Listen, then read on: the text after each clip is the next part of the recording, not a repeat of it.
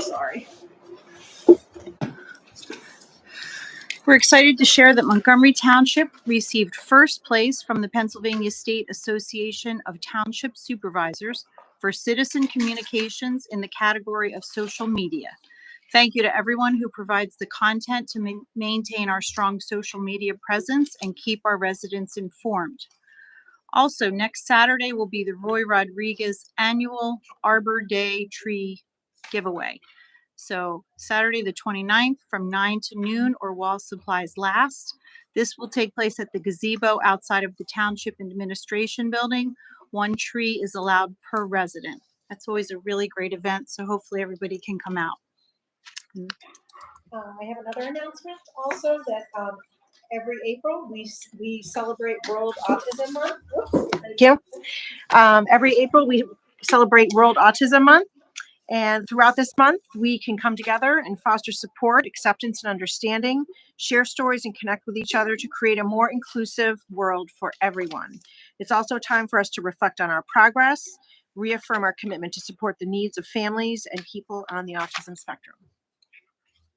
Thank you.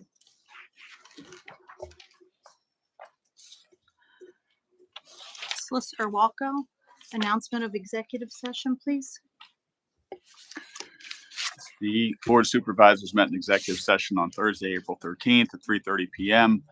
and at 6:30 p.m. this evening to discuss personnel matters related to current township employees. The topics discussed are legitimate subjects of an executive session pursuant to the Commonwealth's Pennsylvania Sunshine Law. Thank you. Number 6 is our consent agenda. Oh, I'm sorry. I did. I'm so sorry. Skipped public comment. Number 4. Anybody wishing to make public comment during this meeting on any items not listed on the agenda may do so at this time. Please come forward to the microphone and state your name and address for the record. Thank you for the shout out for the, oh, okay, hold on before I do that. Benjamin Hartramp, Vansdale, Montgomery Township resident. Just wanted to say thank you for accepting World Autism Month and acceptance for it.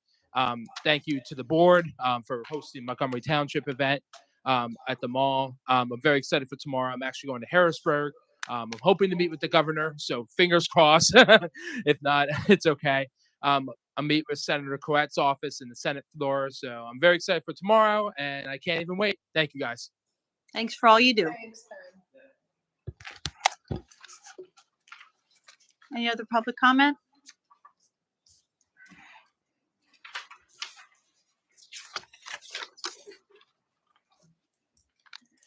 So I'll just start by acknowledging Ben and Autism Awareness Month because I'm an educator. I come to you this evening as a resident of this community, a taxpayer, a parent. I'm sorry. Can we have your name and address? 102 Addison Lane, Lansdale, PA, Alicia G. Thank you. I come to you as a resident of the community, a taxpayer, a parent, a volunteer, a citizen. I live, I work in this community, and I support it every day.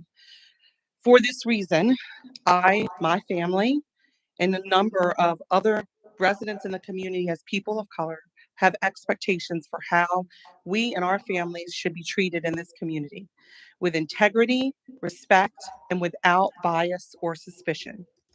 This expectation was not met on the evening of April 11th. On that evening, I was stopped in front of my home in Montgomery Township by a police officer as I arrived home from work. I was concerned and startled because I had not broken any traffic laws. I was in my own neighborhood in front of my home where I've lived for 15 years. The officer approached and distanced himself from my vehicle, shining his flashlight in my face. As I stand here right now, I'll tell you I'm shaking because even to think about it and talk about it is a lot. I was immediately concerned. He asked what I was doing. I responded that I lived here. I pointed to my home. He told me that a neighbor had arrived and had called 911, reporting a suspicious vehicle like mine driving in the neighborhood. At this point, I noticed that a backup car had arrived. He said that he was making sure there was not any criminal activity. He said that he asked for my license and I gave it to him. He again asked me why I was driving around. I asked, is it a crime to drive in my neighborhood? It was clear this entire time that he was suspicious of me, and I felt that I was treated as a threat. I was basically bad until I proved that I wasn't bad. The incident ended with me being asked for my phone number for a report, and I asked why was there a report on me sitting in front of my house. He got in his car, he sped away, handed my license back to me. There was no, I'm sorry for your inconvenience, or this was clearly a mistake. For some of you, you hear this and think, well, what's the big deal? She wasn't drugged from her car, she wasn't tased or murdered. This is a big deal because I am not a visitor in this community. I deserve to be treated with respect and dignity. A random phone call from a resident that would not even identify themselves should not place me in a traumatizing situation where I am fearing for my own safety. There were so many questions that I had, which I did offer to your chief of police. Why weren't my plates run?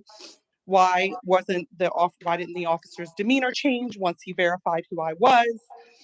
There were many questions. As I've been dealing with the trauma over this issue, I also have focused on why and how this can change. Doesn't every citizen have a right to feel safe in their own community? I can tell you that as a resident, I didn't feel safe or respected. Suspicion and bias are dangerous, and we have seen them play out every week, month, year in our country, especially with people of color. Suspicion is the reason that Black residents are 12 times more likely to experience police misconduct or abuse of their power than their neighbors. George Floyd, Ahmaud Arbery, Breonna Taylor, and recently photos from 16-year-old Ralph Yarl. All of this is because of suspicion and bias. I was told that this was a short interaction.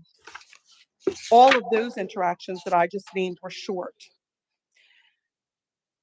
How many short interactions in our country end in people being dead in minutes and seconds? Short does not matter. These incidences were seated in suspicion and bias. While I'm thankful that deadly force was not used for any reason in this incident, that does not mean that I felt safe, and it doesn't mean that I didn't feel frightened and violated for needing to prove that I belong here in Montgomery Township, that I was not up to anything criminal. I'm told that our officers have lots of training. I'm sure they do. But as our nation becomes more pluralistic and there is a need for expanded and more effective training, it has become critical.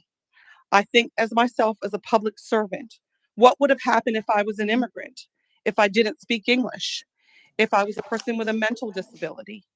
Would our officers have been prepared to deal with that? The fact is, I complied, and that's why nothing went any further.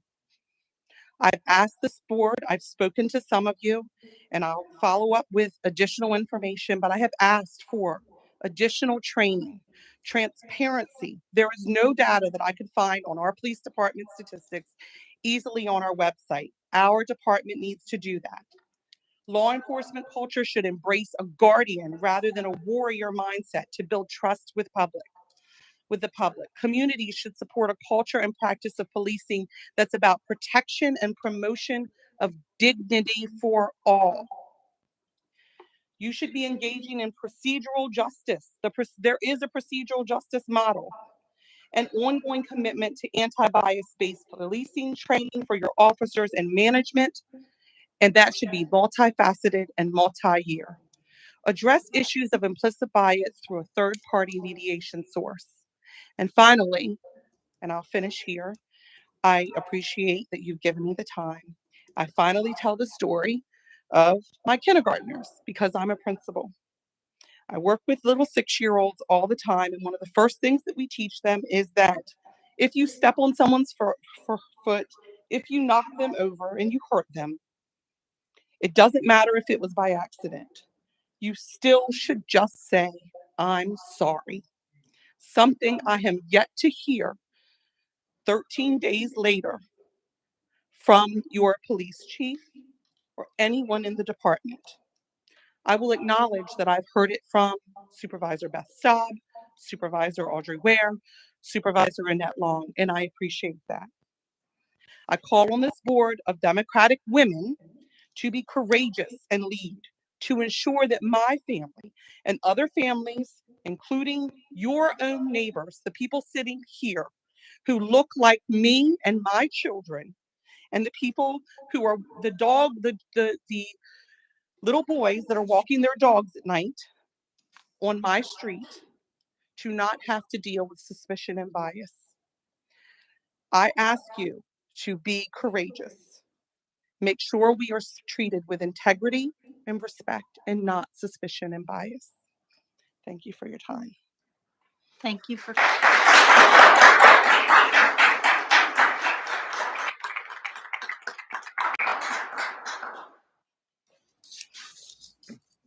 I'm Lauren Wilson. I live at 114 Thames Drive here in Montgomery Township. First, I'd like to say thank you, Dr. G. Your story moved me again today, differently and more meaningful than it did the first time I heard it from you. And I'm sorry again that you experienced that as a member of this community. I'm disappointed in how you were treated on that night and the subsequent events that happened. But I'm here because I felt for Dr. G. I saw myself in her situation. I too work a job that makes me take calls at night. And I reached out to Chief Scott Bendick about this as well, because I see myself. I have two small kids in this district, live here, are interacting with police officers on a regular basis. And Dr. G was given the courtesy of not having, like she said, trauma, a violent interaction. But I'm so scared for my son. My son is here in Montgomery Elementary, and he's in kindergarten. In the 6th grade, he's going to interact with, God willing, not the same officer that Dr. G did. Because I don't want my son to feel as though he doesn't matter in this instance. My son matters every day. When I reached out to Chief Scott Bendick about this situation specifically to understand what was happening, his response to me also mentioned the commitment of the department to providing law enforcement services to our community with due regard for racial, cultural, and other differences of those served. Similar to Dr. G, unknowingly, I went on our website to understand just what that commitment looks like. I can't understand, nor can I find it. I've been here for 12 years. I see the awards on the wall, but I don't know what this commitment is and what that means. What do we do? I've reached out to Chief Scott Bendick in the past to ask about our commitment to recruiting diverse staff for our police department. I stand here today still trying to understand where we are with that. I want to know what our commitment looks like from a training, recruiting, and ongoing perspective purpose. When I put my kids in the school district, just like our school board is here, I want them to feel safe. Well, I have a dog. My son can walk his dog. He's allowed to walk his dog. And I'm sorry, he's not suspicious. Chief Scott Bendick told me that he can assure me that as our police chief, a 34-year member of this organization, our organization is committed to professional law enforcement excellence. That night that Dr. G is referring to doesn't embody law enforcement excellence. What we can't control is if our citizens call the police. What we can't control is how our police responds, and that wasn't an excellent response. The other thing I'm not clear about is Chief Scott Bendick also mentioned that should it be determined that a member of our department has engaged in behavior that violates the standard of conduct of the department, they shall be subject to disciplinary action. I don't understand where this situation lies in that determination, and where we are in making that disciplinary action, or if no behavior has been violated in the standard of conduct. And if it hasn't, what is the level of behavior that is required? Thank you so much. Have a good night. Thank you.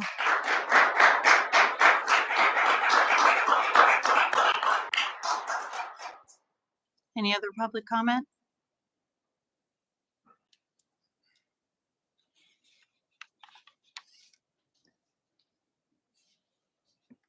Good evening, Kunbi Rudnick, 306 Abbey Lane, Lansdale.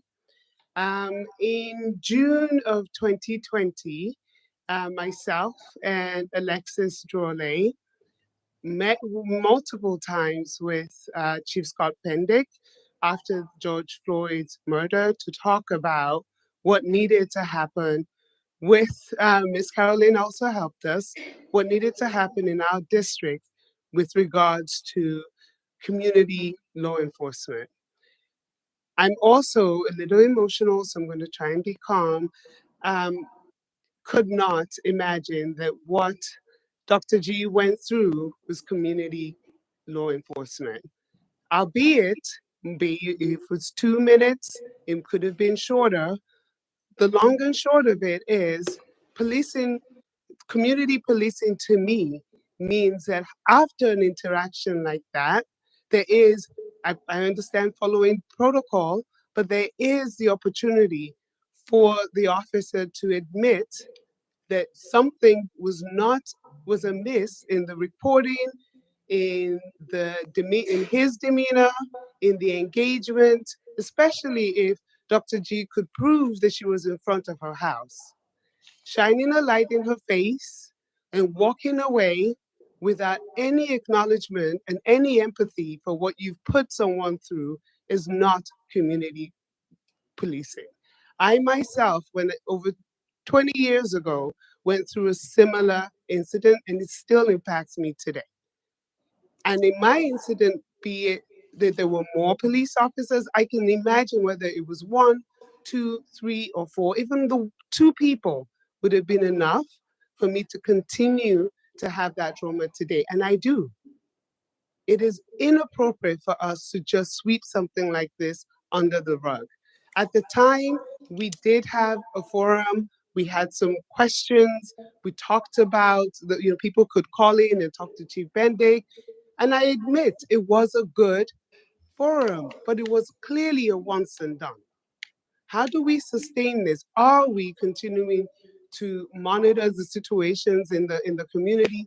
Are we continuing to train our law enforcement officers appropriately? I know that they are all really good people. I'm sure of it, but it only takes an instance. And when you look like me and Dr. G and everybody else that's sitting here today, it is an instant that matters. It matters to us. It matters to our children. I have a nephew who went to Germantown Academy, prep boy, but he's 6'2". I don't let him walk around my neighborhood at night. And that is the situation we find ourselves in. It needs to be acknowledged. And our feelings around it and our reality around it needs to be acknowledged. It cannot be dismissed and swept under the rug. Thank you for your time. Thank you, Kumbi.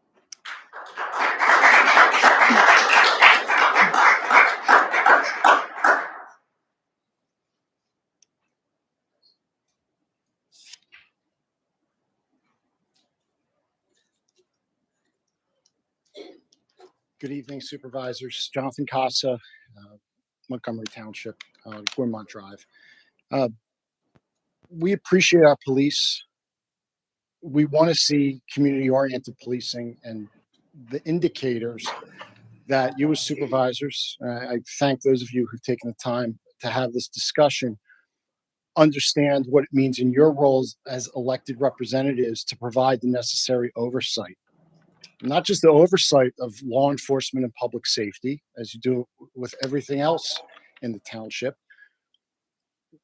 What have you done? What are you willing to do to raise the bar, to set the expectations higher than just the bare minimum? I have no idea with that incident, as Ms. Wilson said, with what that officer's interaction, whether it was wrong or right. But we know what happened wasn't handled properly when you just need the empathy. That officer just walking away, for the follow through to not be there, it might fall within the standards of being within the police department's books, their protocols, their regulations. But is that something you're willing as representatives of this community to accept? These are taxpayers. These are your customers. This is when you should be thanking people and making sure that they go along their way. It doesn't sound like that interaction is happening. And this is someone someone you know very well that's told you this story. When I look at the web page for our police department, Once again, I'm not anti-police. I work my whole career. I've had one foot in law enforcement. I thank you for your service and all that you do.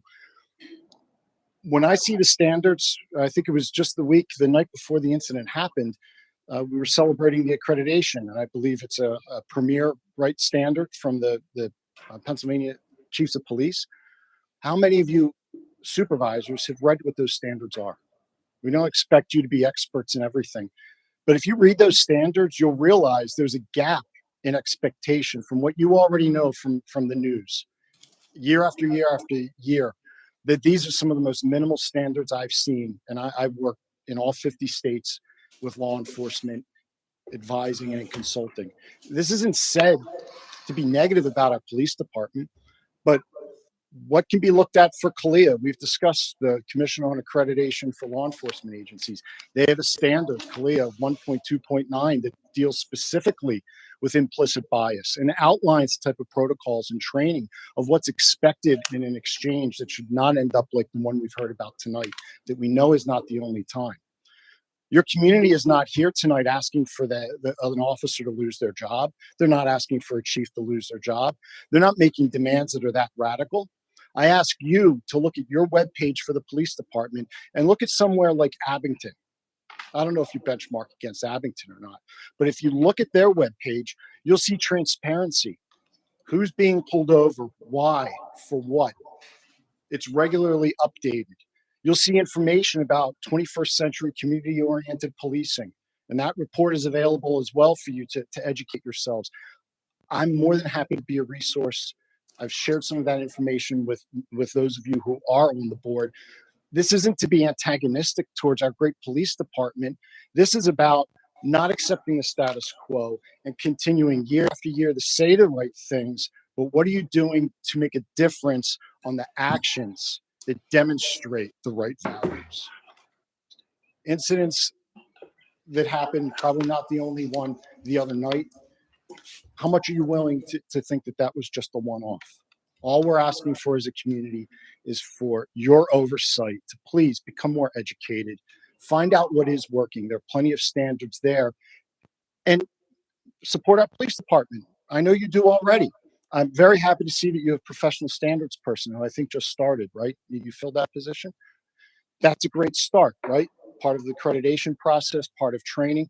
What else needs to be invested in by this community so that you as representatives reflect the values that you're hearing us ask be, part of our police department's operations 365 days a year, 24/7, every stop down to the second, because that's what matters when it comes down to lives in our community. So thank you very much. We look forward to seeing that progress. You know my name and number. Please reach out. I'll be happy to share the information that I found about what's on our webpage, what's represented by others here nationally and locally that do set a higher standard that certainly we know our township can meet.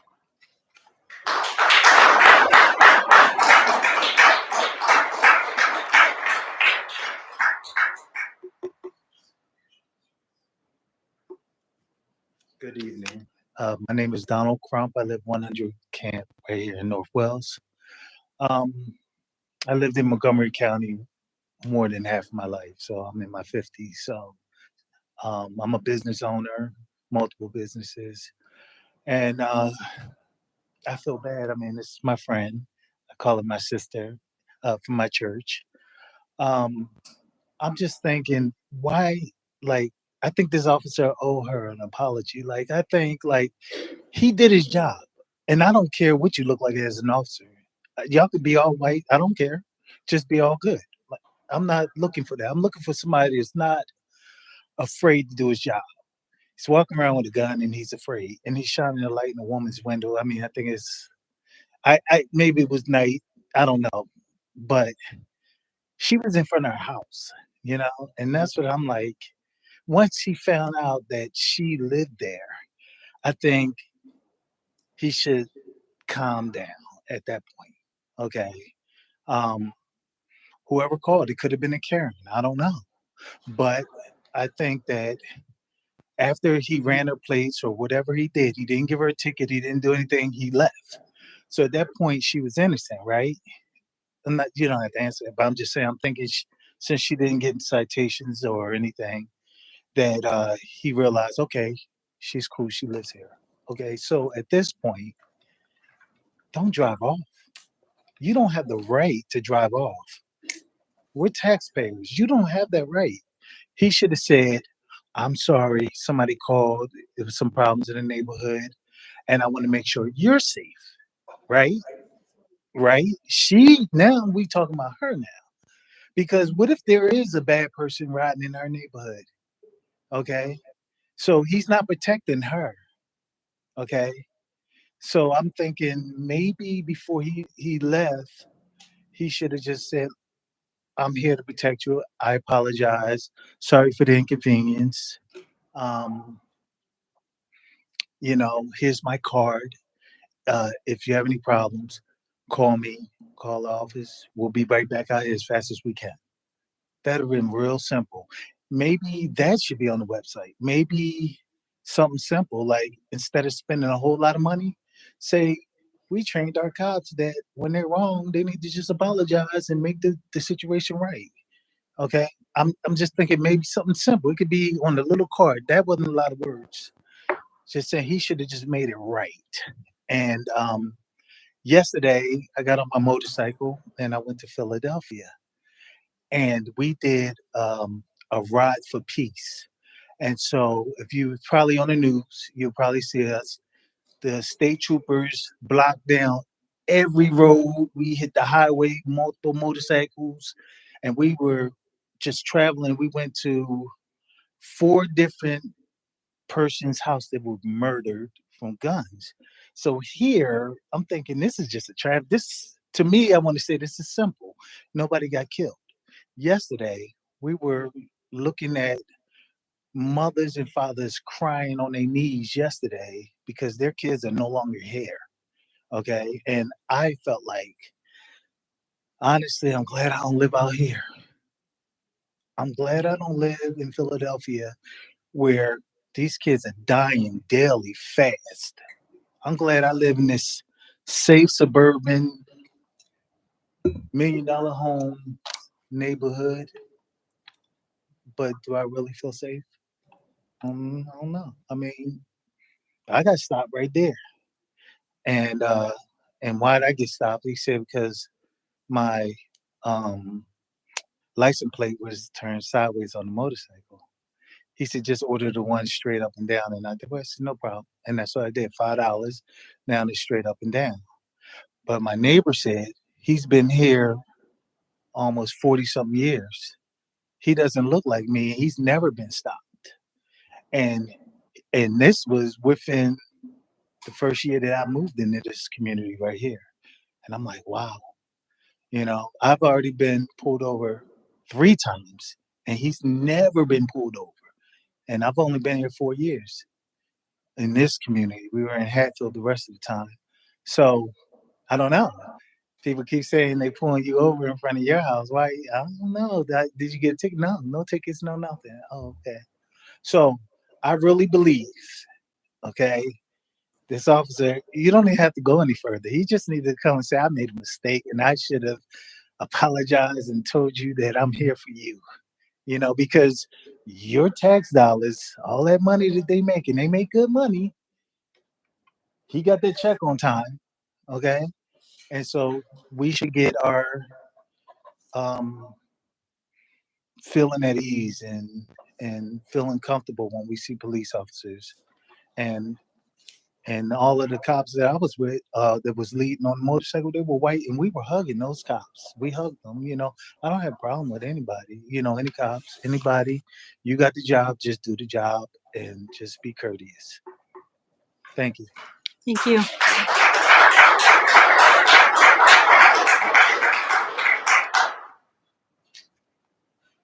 Any other comment?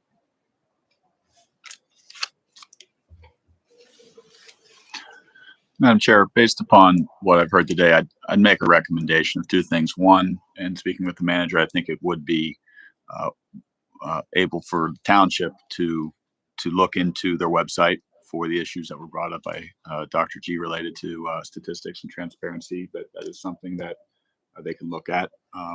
That's my understanding. Mr. Manager. Yes, absolutely. We can put the monthly reports on there that you get in your packet every month. Additionally, the annual report, which does have statistics in there. Also, the Lexipol information. As you know, the board approved the police department to hire Lexipol on. They are, I'm looking at their website. They're committed to fair, equitable policing for every member of the community, keeping up with changing legislation, expectations, and training requirements. And that was a substantial investment on the township's part. So we can put all that information on there. As you know, we just rolled out the new website, and so therefore we're still populating information on it, but I can speak to our public information coordinator and make it a priority. And then the second item is, I think it's clear to everyone up here that Dr. G is still affected by what happened today, and those feelings are very real. I believe the video of this incident was made available, and I'm certain that she probably doesn't want to have to look through that video right now because she's still dealing with this, and I believe she used the word trauma. But at some point in time, there were comments about how it could be made right and how things could be courteous.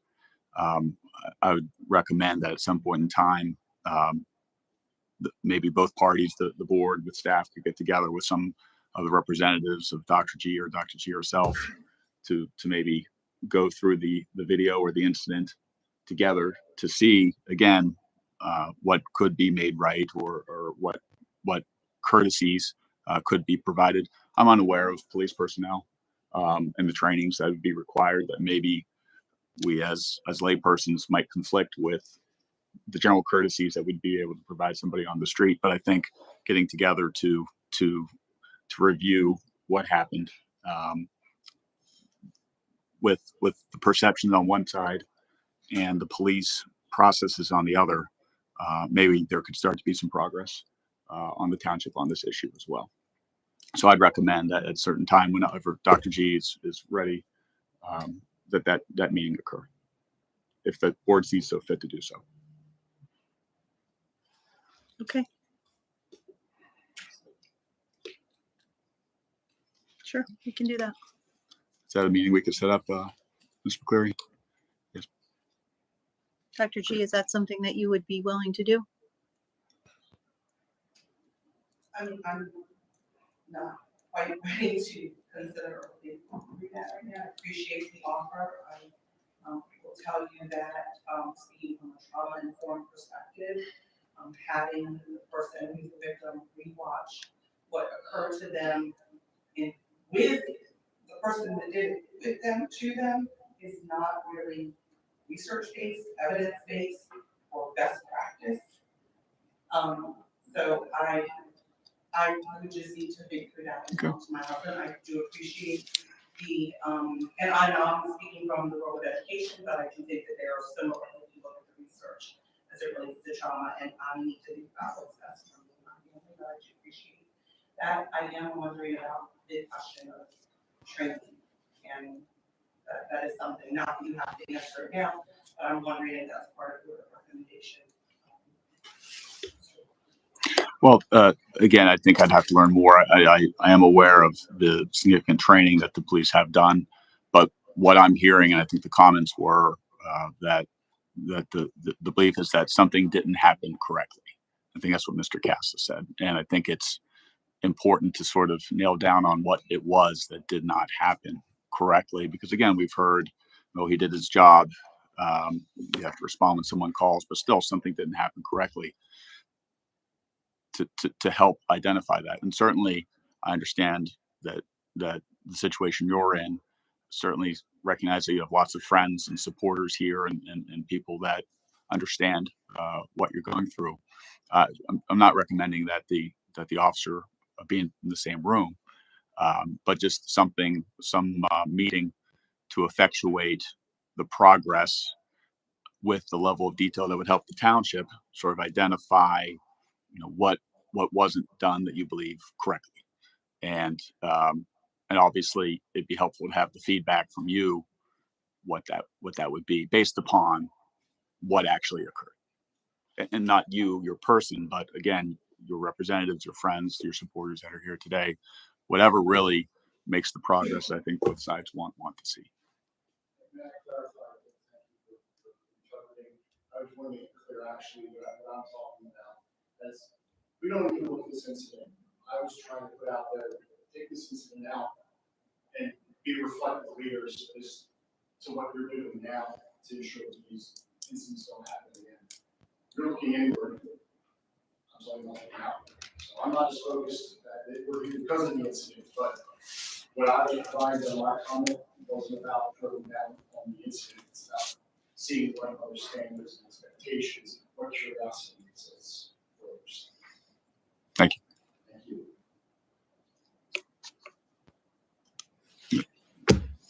So she would just follow that up with you in the future, right?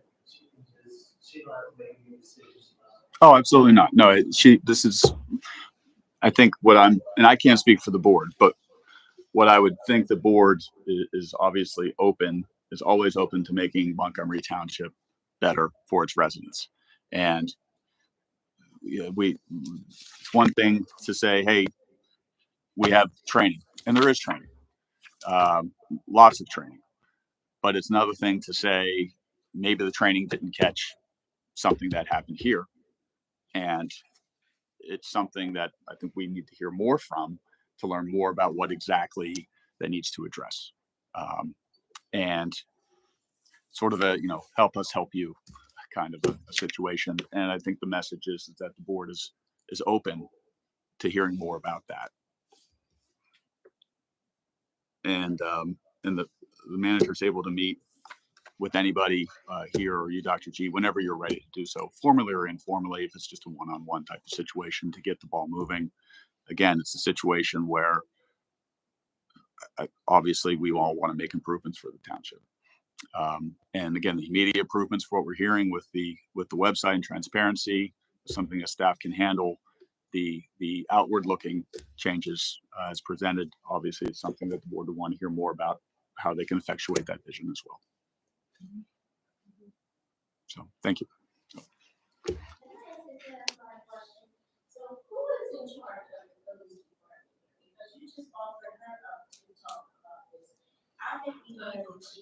The board is here as well. So who ultimately should we be spending our time to email or reach out to? The board. The board is in charge of the chief of police. So the board, the chief of police. Actually, board Manager. Chief of police. Chief of police. Yeah. And you didn't offer me up. I offered. Okay, Yeah, just say one thing, I'm sorry. sure. I was gonna say we should start a program to have license plates with people with special needs that they can scan on for people with autism. Just wanted to make that suggestion. They have it in Texas. Okay, thank you. Can you come up, since you haven't spoken before, and give us your name and address, please? Hello. There's Dr. G, a very good friend.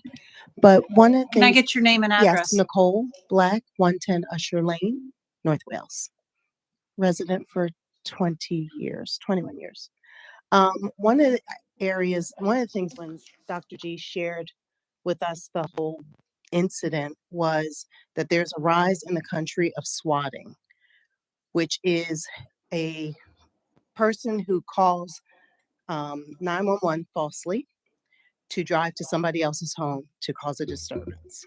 And so as this is a rise, especially in California, other places, as soon as she told me that, and the fact that the person is unknown, that is really causes for alarm for all of us, that somebody can call 911 just to say that they're suspicious. So as we talk about training and talk about the other things that can be done, that's something that I want to make sure that this department, this township looks at, that not everybody can just call 911. There should be some type of, further explanation, something so that we don't have this happen often.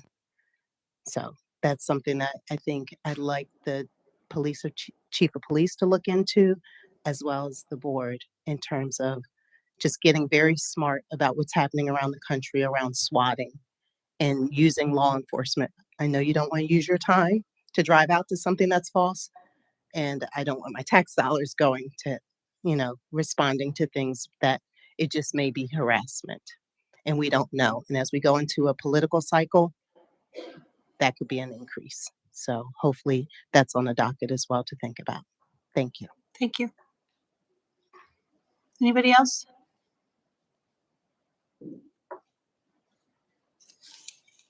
Ellie Bethia. I actually live in Gwinnett Hunt in Montgomery Township, but I'm here for Dr. G. And I just wanted a response to your comments in regards to having her rewatch a video. What I hear everybody speaking is that what she wants is an apology and an acknowledgement from the police department, from the officer, that he wasn't wrong in responding. I didn't hear anybody say that he was wrong for coming out and saying, hey, somebody called, because you have to go if somebody calls. But once he got there, the way he treated her, and then the way he treated her when he realized that the call was probably not legitimate, should have shown some empathy. And there should be no reason why Dr. G has to go through the whole thing all over again when he can just simply make his apology. And then the rest, the outward facing training and everything of the police department, can happen without us rewatching a tape. This is I can see it's an uncomfortable conversation for a lot of people in this room. It's not an uncomfortable conversation for us who have to tell our children how to respond when they are approached by law enforcement, no matter what race they are. It's uncomfortable for me and my friends and church members to have to sit and tell our children, do not make any moves if you're stopped by the police. My son has a driver's license. He has to call me when he gets to where he's going. He has to call me on his way home. And I do not sleep until he walks back in the door, because I don't know if my children will get home safely. So here is my friend who could have not come home safely right in front of her own front door. That's what we face every day in this country.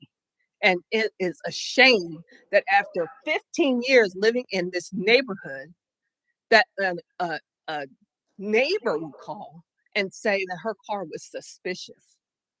Of course, they see her car, she lives there. But the police officer, it's not that he did anything wrong in coming and responding to a call.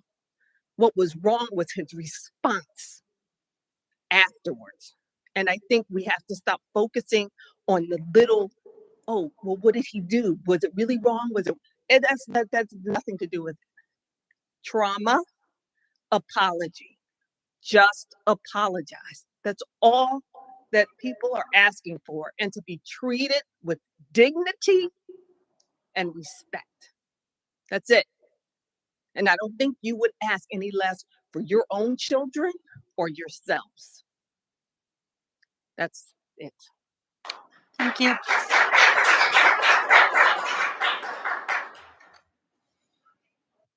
Any other public comment? Okay.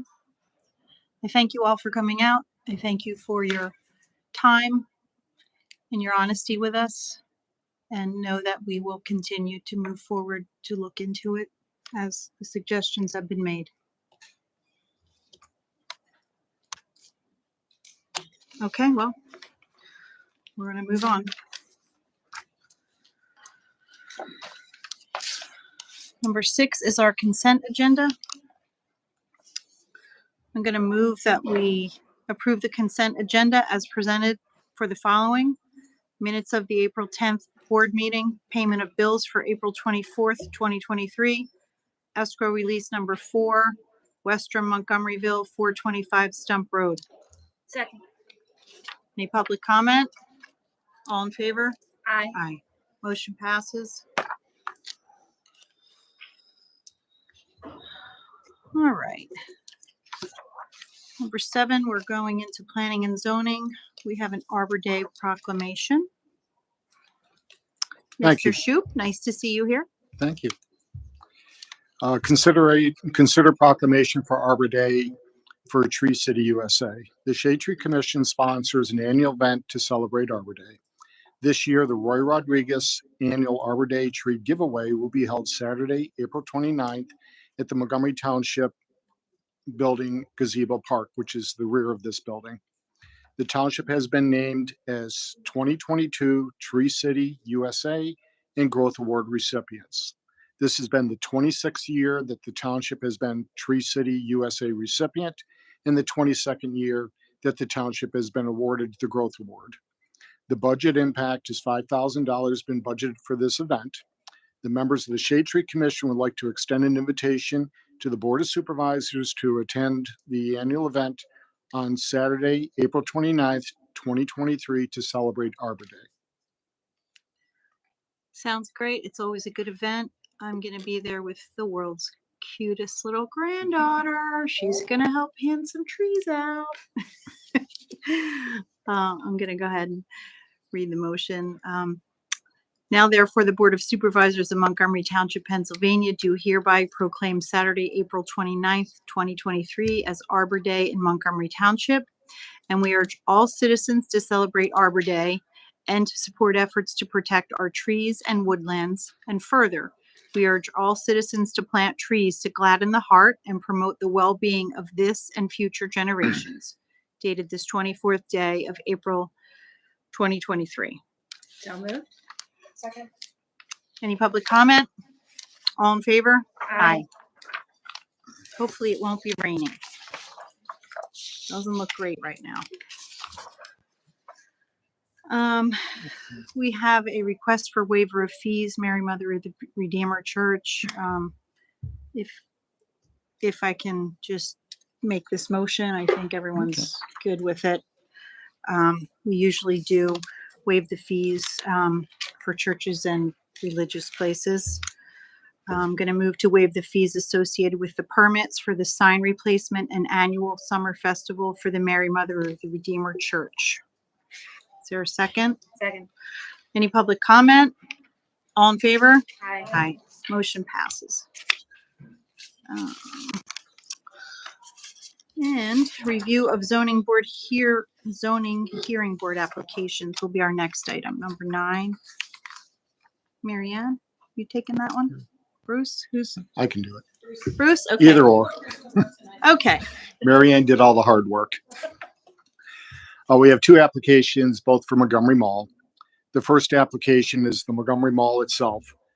This year, they're going to the zoning hearing board. They wish to hold a carnival starting on May 23rd through May 28th in the parking lot adjacent to the JCPenney store.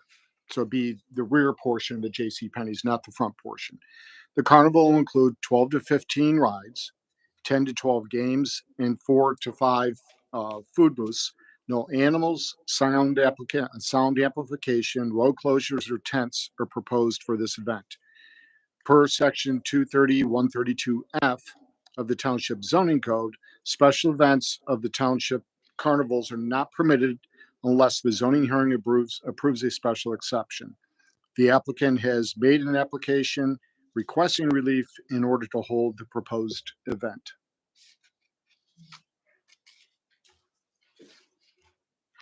Hi, I've actually spoken to the mall several times about this event, just to give you a little bit of information. This is the same company that does the St. Stan's carnival or fair in August of the year. And I always thought that there's the MMR fair and the St. Stan's fair, different fair people. I didn't know that.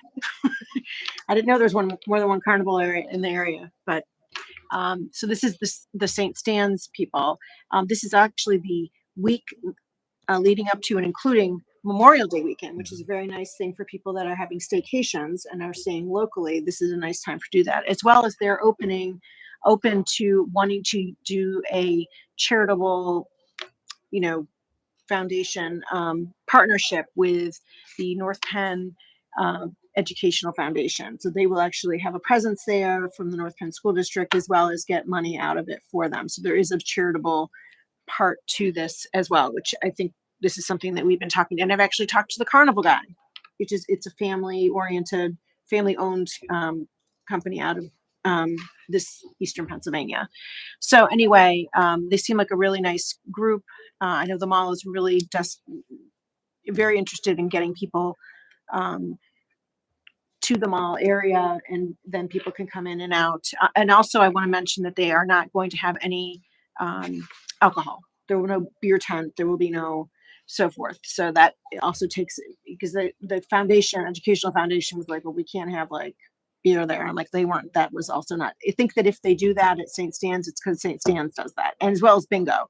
They aren't doing bingo. So those are things that will not be done. Go ahead. We met with the mall staff, as well as the gentleman who is representing the amusement company. There were some concerns expressed by Chief Wegman.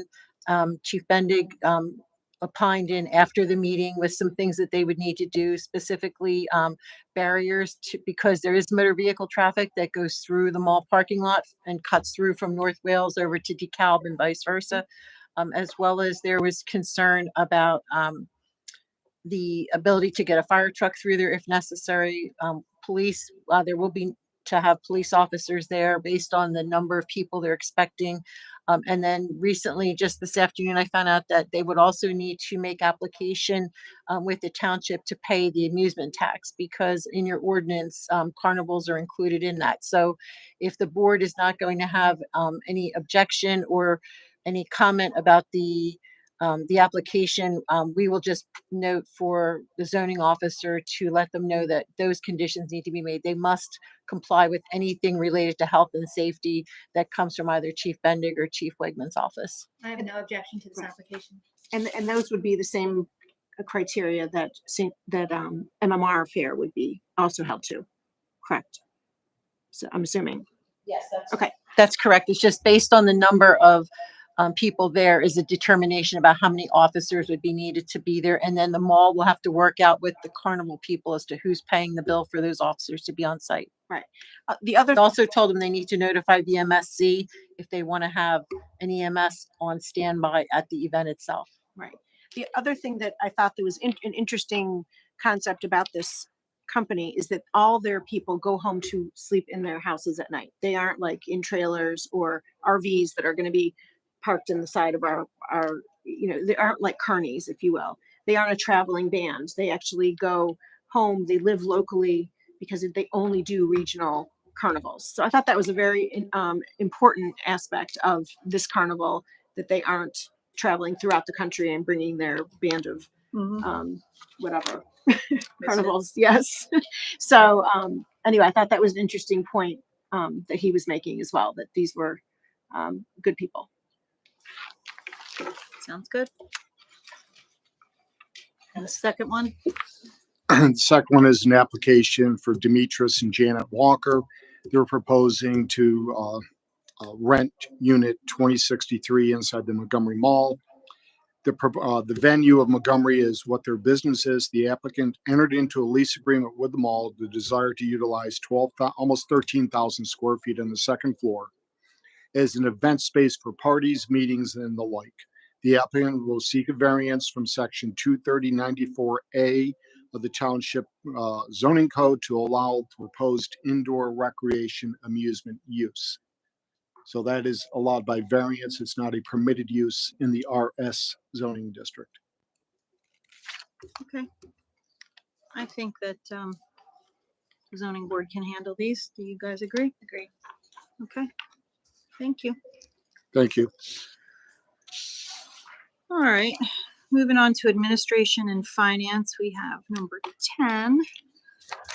Authorization for the sale of municipal equipment by online auction. Brian Shapiro. The township by resolution is authorized to dispose of surplus assets through Municipid, an online auction company. Municipid assumes all fees by the buyer. The administration of the bid will be handled by township staff. The township will have to meet the advertisement requirements as outlined in the second class township municipal code. The Public Works Department has listed 18 items that they would like to dispose of. These are items that throughout the year, when They make proposals to buy new equipment. It's stated that we will be selling these on municipal bid, so these will replace the outdated items that we have, or replaced it with new items. Police department has 6 items, and the recreation center has 1 item with a quantity of 6 treadmills to dispose of. So we're asking the board to approve this list so we can list it on municipal bid. And we'll come back to you once all the sales are done for approval and award of the sale of those items. Great. Always good to get some money for these things we're not using anymore. Yep. I'm going to move to authorize the sale of the above listed equipment through the online auction company Municipid. Second. Any public comment? All in favor? Aye. Aye. Go to town. Next thing is authorization to advertise a bid for concrete work at the Community and Rec Center. Thank you. Good evening. So in the 2023 budget, we have a facility study that was planned for the Community and Recreation Center to just give us an idea of the 5-year plan going forward. That we expect to have that report the end of this month or early next month. However, one of the things that we've wanted to work on since we started developing our capital investment plan was to do some of the concrete work outside the building. And so rather than wait for the report, they had told us if we have any priorities for projects, they would gladly work on them with us to get them out to bid earlier. And because unlike our parks, which get really busy in the nice weather, the recreation center is just the opposite. Floyd will see a decrease in the activity because people playing pickleball will now play it outdoors. Kids can play basketball at, all the courts that are throughout the township at the park. So what I would like to do tonight is get authorization to advertise the bid when we're ready to go so that I don't have to come back in and we can try to get this work expedited before it gets cold again and the building picks up in activity. Sounds good. Very logical. Anybody Thank have any you. questions?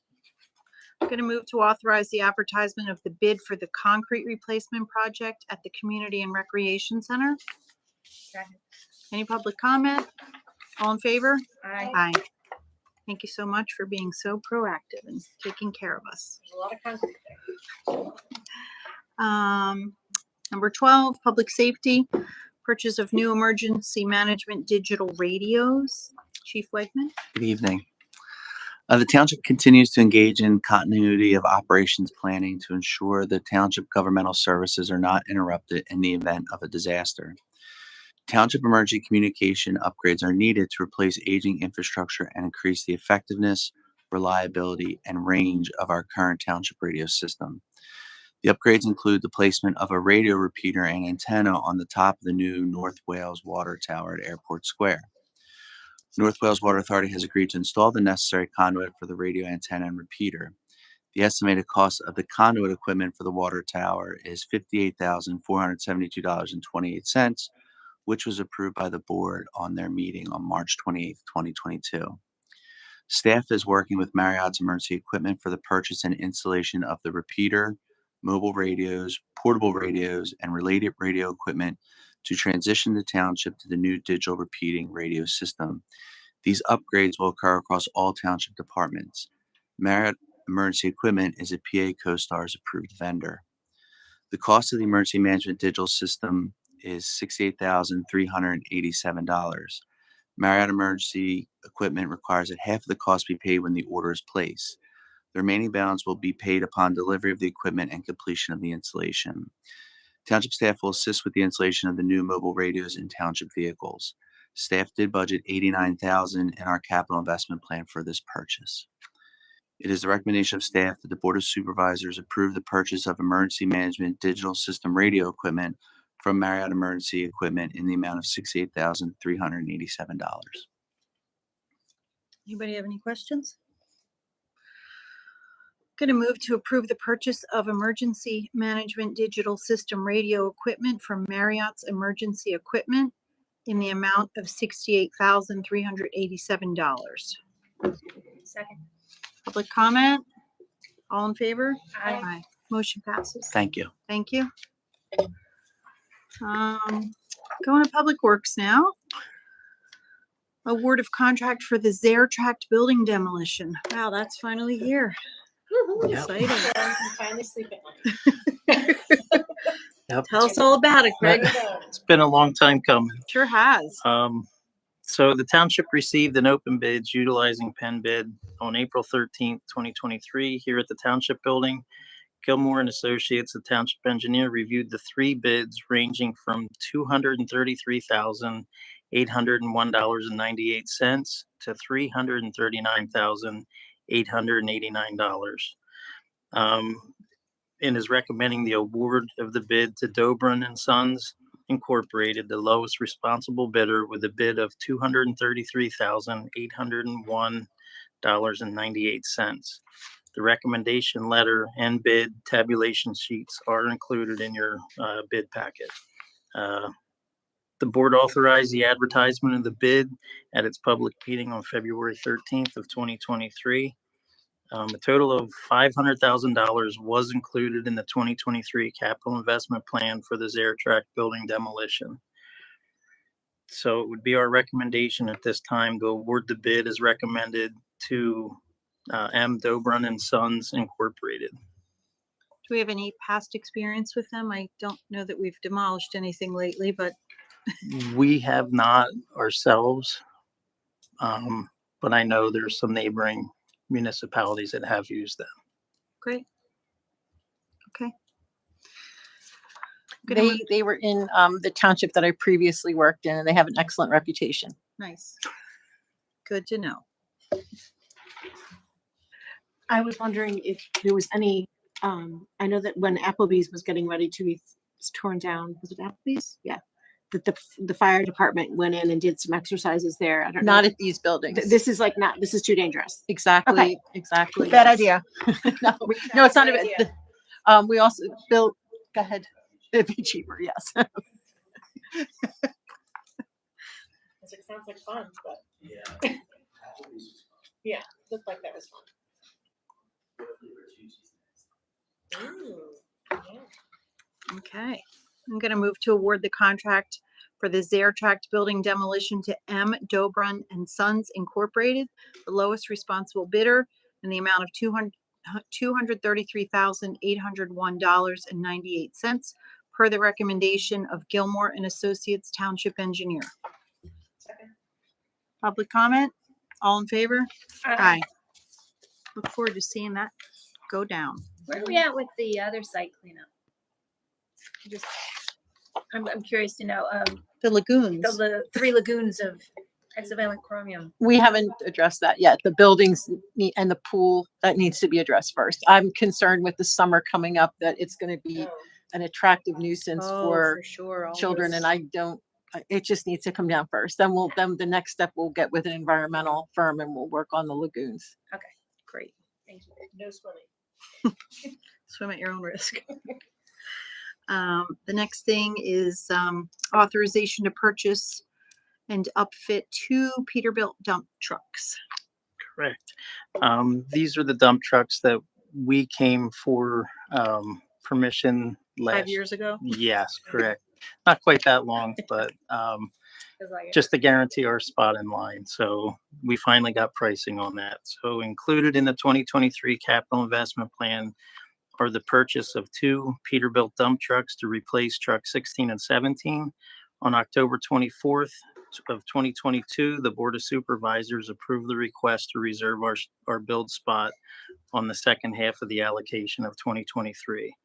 The two 2024 Peterbilt dump trucks will replace the following vehicles: a 2001 Peterbilt dump truck with 46,847 miles.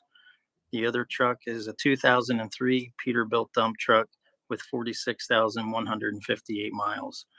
Attached are the official price quotes from GL Sayers, an authorized vendor under the CoStar's Cooperative Purchasing Program, to provide us the requested vehicles for $145,524 each, for a total cost of $291,000 and $291,048.00. Attached are the official price quotes from Triad Truck Equipment, an authorized vendor under the CoStar's Cooperative Purchasing Program, to provide the requested dump bodies, snow plows, salt spreaders, and installation for $120,773, each for a total cost of $241,546. The total cost to replace these two Peterbilt dump trucks, including equipment and installation, is $532,000, $532,594. The equipment meets the specifications prepared by our Department of Public Works. A total of $592,000 for the purchase of these two Peterbilt dump trucks was included. That's Including great when we're under budget. Yeah. Including equipment and installation is included in the 2023 capital plan. So it would be our recommendation at this time for the Board of Supervisors to award the contracts for the reference purchases per the 2023 approved final budget. Sounds good to me. It's under budget. Anybody have any questions? Of course, they aren't going to tell you when it's going to arrive, right? We did have that conversation. So it's possible that one of the trucks will be built in this part of the year, towards the end of the year. The other one will probably be pushed until 2024 from what he was saying. Now, he said there is a little bit of leeway if somebody else cancels out of their build slot. It's a possibility that they would slide us into that spot. I can't say that for certain. When we talk to them, they're not locking things in. So we can only hope. We're hoping that somebody else decides they're not going to go through with their order, and that would move us up. So each dealership's only allotted so many build slots. Right. So that's where the problems come in. Okay. Everybody good with this? I'm going to move to award the contracts for the purchase of two 2024 Peterbilt dump trucks to GL Sayre Incorporated, an authorized vendor under the CoStar's Cooperative Purchase Program, at a total cost of $291,048 per their quote stated April 13th, 2023. Motion to award the contracts for the purchase of two dump bodies, snow plows, salt spreaders, and installations to Triad Truck Equipment Incorporated, an authorized vendor under the CoStar's Cooperative Purchase Program, at a total cost of $241,546 per their quote stated April 18th, 2023. Second. Any public comment? All in favor? Aye. Awesome. Motion passes. New business. Any staff items or issues that you want to bring to us for input or direction? There are no staff issues, but I asked Greg to just sort of give you an update on what Public Works is going to be rolling into since their busy season is coming up. Awesome. That's right. Our busy season is here. Started early with no real winter to talk about, so it kind of helps us out. For the roads department, our curb and ramp replacement program will be starting hopefully this week. When we talked to the contractor, he was planning on starting this week, which coincides with our paving. Paving will be a July start timeline, and we expect them to be done mid-August, before the school season actually starts. So we want everything completed by then. The roads to be done this year, we're doing Stump Road from County Line Road to Route 63, especially the end from 63 to 309. That area really has deteriorated pretty quick. We've done a lot of patchwork over the winter on that, so we really need to get that road done. Arden Circle, Fairview, Runnymede Drive, Brook Circle, all in Gwynmere will be done. Spring Valley Drive will also be done. Autumn Woods, so that would be Cricklewood Circle, Deer Path Lane, they'll be done. Springville Farm, Baker Place, that'll be done. And Clayton Hill, that would be Samantha Lane, and then Park Drive is another road over in the industrial parks off of 309. So that'll also be done. Our traffic signals this year, we're still kind of hoping that this all works out with the way we're planning.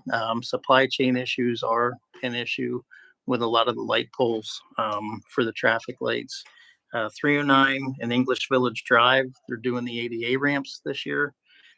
We also have 309 Taylor and McLaughlin. That's a complete redo of the intersection there for traffic signals, new cabinet, and new poles that is in need of doing. 309 in North Wales Road, we're hoping that it's going to be done this year. That's another one that's kind of up in the air right now, just with the whole new developing of that corner. We're not 100% sure how everything's going to work out there yet, but it is on the books. It's slated to do. 463 and 5 Points Plaza is another one that we're going to be doing, replacing poles, signals, and cabinet there as well. Jug Handles A and B, they're working on. They're getting very close on that. So our stuff finally came in. The poles, they were over 6 months lead time on those. So we're getting there. We're getting close. We're making progress on that. The rapid flashing beacons are another project. So I know you've heard about them. That'll be at Spring Valley, and that'll also be over at Wendell Stray at William F. Mall Park. So we're getting a little bit farther ahead on those. In the Parks Department, the bocce courts, they are under construction. They're working on those. We're hoping that they're going to be done by Memorial Day is Memorial what the Day. contractor's saying. And along those lines, we've had inquiries already about some people wanting to have a bocce league and wanting to know how they would go about being able to reserve the court and not have somebody else take their place. So Greg and Floyd and I are going to be meeting to kind of figure out between now and the time that it starts how we're going to successfully maneuver this. Was it Mr. Fusco? No, it was not. It was somebody from the Chamonix Falls, and then there was another woman who called and inquired about it. I think she's over near Montgomery Walk. I think she's the one I spoke to there. The Fellowship Park rehab, we're hoping for the end of 23, beginning of 24 is what we're looking at. Again, supply chain, we'll see where everything kind of plays in, but that's our tentative start date on that. And then also we're going to be doing the Fellowship basketball court repair, which is outside of the scope of work for the park for that to get redone. And then just one other thing, just to explain a little bit about how we purchase our trucks. I know you always see it in the BAS, and I don't know if it always makes sense to everybody. So when we buy a vehicle, our trucks especially, we buy the chassis from, say this time, GL Sayers. So that chassis from Peterbilt will get sent right to J&J Truck Body, where that's where they'll install the truck body. From there, it then goes back to our outfitter, which is Triad Trucking, which they work with J&J, but Triad Trucking they install the plow, they'll install the salt spreader, and they just make sure everything's right. They put the lights on, all of our beacon lights, and they just go over the whole truck, make sure everything's good to go. So it's different than just going to a car dealership and buying, a vehicle right on the lot. So that's part of the reason why things take a little bit of time, but in the long run, you're getting a much better product. So Thanks for that explanation. That's very helpful. certainly. Anybody have any other questions? No. Okay. Yeah, we have a lot going on, but that's good. It's very good. Next thing would be any committee reports, and Planning Commission did not have a meeting this month, so I have nothing to report. How about you ladies? Well, we already talked about Arbor Day. and that's for Shade Tree, the big exciting event about to happen. Are we gonna get donuts or there's a special? Susie Joe will show up this year. Okay, so I will be for a tree and a donut. I'm very excited about the donuts. Yeah. I mean, the tree giveaway for anybody who is still paying attention and listening, maybe at home, make sure that you get there early is all I'm going to say, because we will run out of trees. And the cutest baby ever will be there. Yes. Quick update from EAC. We have a meeting tomorrow, which will be talking more about some of the details of our single-use plastic ordinances. But yesterday or Saturday, we had Earth Day.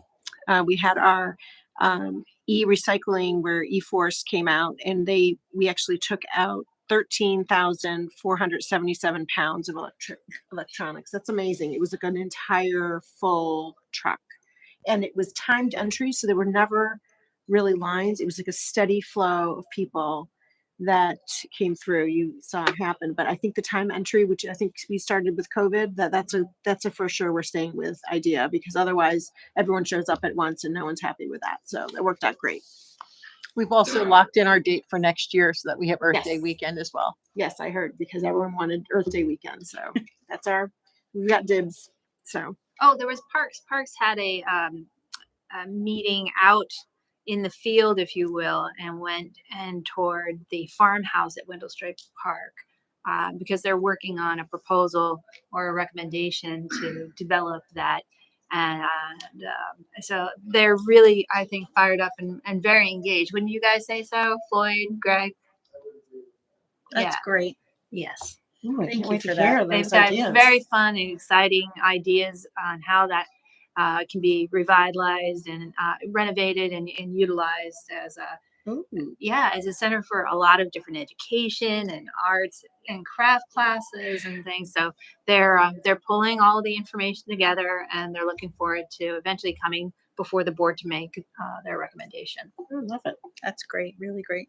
I saw the email from the Parks Board about that building, and I saw Angelina's brief presentation on it. I'm looking at the possibility of applying for a RACP grant if we want to move forward with it, because historical buildings are included in there. My first thought was I was looking for a public works building, but that's not on the list of approved projects. So I had to move on. And then I thought, ooh, that's a historical building. I wonder if I can get money for it. So we're going to be looking into that on our side as well, so that when they're ready to come forward, we'll at least know what kind of grant funding's out there. Fantastic. Awesome. Are there any updates on the dog park? So I talked to Judy last week about the bocce courts, and she said the order that they're doing is Fellowship Park. They're getting that ready to go out to bid. There were some issues over there in addition to the delay in equipment to make it ADA, because we did get a grant from DCNR, and there's been some challenges over there with the topography. So after that's done, then they're going to dial up for the dog park to get that ready to go out to bid. And then afterwards, they'll be doing Whistle Stop Park. Okay. Which we also have a DCNR grant and a DCED grant for. All right. Great. Also busy. Thank you, everyone. Thank you. If there's nothing else, I'm going to move that we adjourn. I'll second. No public comment on that. All in favor? Aye. Have a great night, Adjourn. everyone. Everybody have a great night. Thanks for coming out. Thank you. As always. Always, always, always. Good luck with your big day in Harrisburg tomorrow.